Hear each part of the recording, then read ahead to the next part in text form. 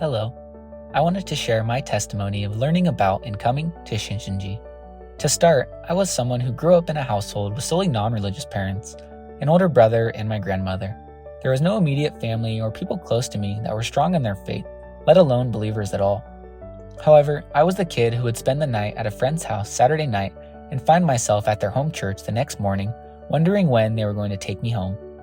Although this was the lifestyle I was raised in, my parents were always open-minded and willing to let me explore different interests, including religion. There was a point in my late teen years I grew more of a desire to know who God was, but it did not last long. As I graduated high school, I found myself very comfortable in the world and the pleasures it had to offer. I was surrounded by what I thought was a solid group of friends. I had a steady job and comfortable living situation. I didn't think there was much else that I needed.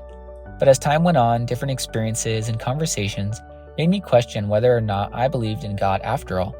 Because I never experienced any sort of miracle or sign from God, I never knew how to answer the infamous question of, do you believe in God? Later on, I met a woman who would become my wife. She was raised in a very different and very Christian household. We often talked about how we wanted to grow in that part of our relationship together.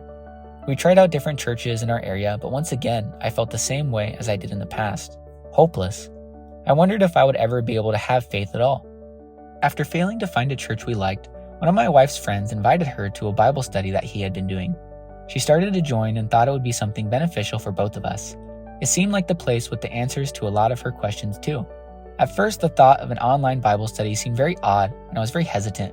But I remember the first meeting I had with a small group teacher, and specifically how personable the teacher was.